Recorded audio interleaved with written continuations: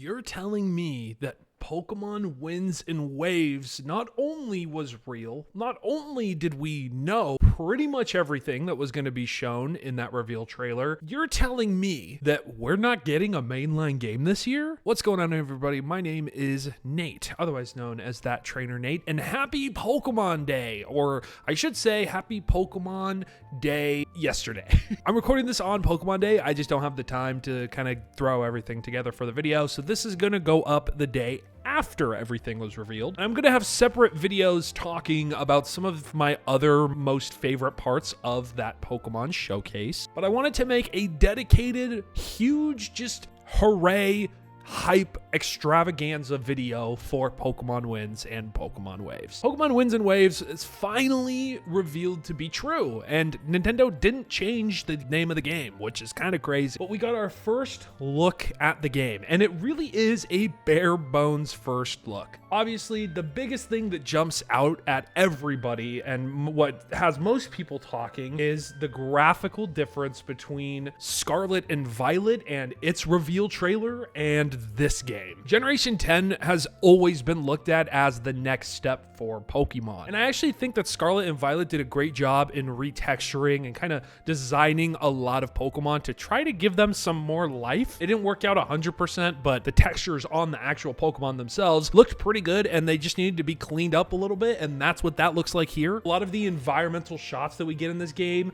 there's like this lush jungle, this molten lava cavern, and we know actually how many islands there are from previous leaks, and we know what each island is going to have. Like, this game is pretty much all the way out there already. We didn't get any new Pokemon besides the starters and a new form of a fan favorite, but let's talk about those starters really quick. The 3 AI generated Pokemon. I'm just kidding. I actually really like them. We have Brout the Grass Owl, we have Bon the Fire Dog, and we have Gekwa the Water Gecko. A lot of people are pulverized by these designs, and I understand why. I don't think that they're the best starter designs, but I actually think that they fit the region so far really well. A lot of people didn't really like the Sword and Shield first forms, but they've grown on people a lot, especially because the final forms for those 3 starters are interesting to say the least. I'm actually really surprised that we didn't get a look at either the box legendary Pokemon or that kind of seed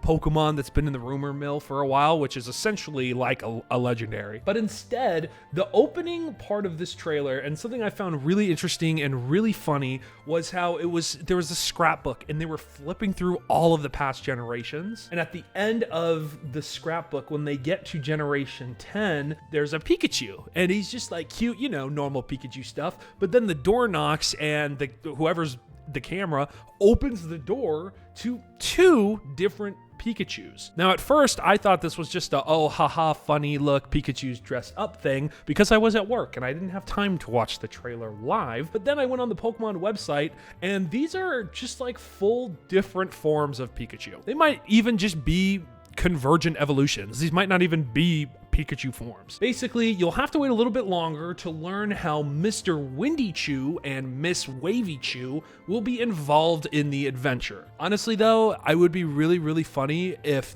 these are the designs of the professors and they add voice acting to the game. Like, that would just be 10 out of 10. It was also announced that beginning with Pokemon Winds and Waves, Brazilian Portuguese will be an official support language for people. Shout out to that huge fan base that has never been recognized, man. But that's really it. We got a good look at the trainer models, and I think they actually look good. The trainer models have that little hoverboard thing that we know a lot about. Apparently, that hoverboard is going to let you basically connect and use a majority of Pokemon, if not every Pokemon, as kind of like this rideable creature thing. Kind of their way of getting around the bike and using another kind of Miraidon-esque thing. Did they even drop the name of the region?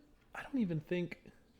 Did they? Hold on. Sorry. I'm like flipping through the trailer just because I don't think that they even revealed the name of the region yet. So like I said, a lot of this game was already known through different leaks over the past couple of years. That humongous Terra leak that happened in 2024 really shook things up, and a lot of this game is already known. One of the biggest things that a lot of the leakers have pretty much confirmed is that voice acting will be coming in this generation. It just wasn't going to be shown at this first trailer, and that's pretty much exactly what happened. Now, something that's also been taking a lot of people off guard is the fact that this game is coming out in 2027, meaning for now, the Pokemon games that we're getting this year are Fire Red and Leaf Green ports to the Switch. XD Gale of Darkness is being added, I think they said in March or in February, to the NSO. We're getting Pokepia in 2 weeks from now, I believe, or about a week and a half. And then we're getting Pokemon Champions sometime in April. Now, I don't know about you, I think this year has a lot of content. There's a lot of variety. There's a lot of stuff to do. Pokemon Champions is going to get its own video. That game actually sounds really fucking awesome. I'm just a little taken aback by the fact that there's not a mainline game. We don't have DLC coming out. We don't have a mainline game. It's just different. And I'm here for it, man, because a lot of the complaints that people are having with Generation 10 in terms of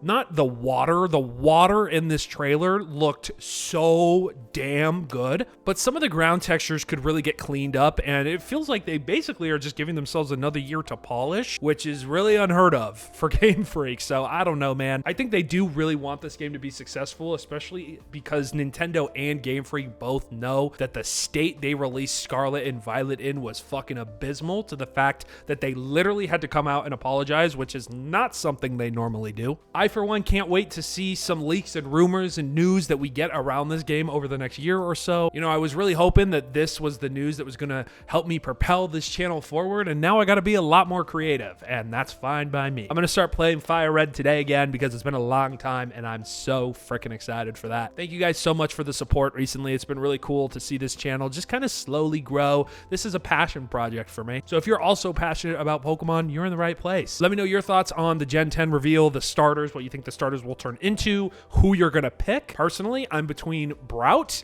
and Gekwa, and I really don't want Gekwa to look like Inteleon, which is what I'm afraid of. A lot of people don't want Pombon to go on a bipedal mission, kind of like all of the other four-legged starters have over the last couple of years. Anyway, this has been Nate, and I'll catch you guys in the next video. Peace out.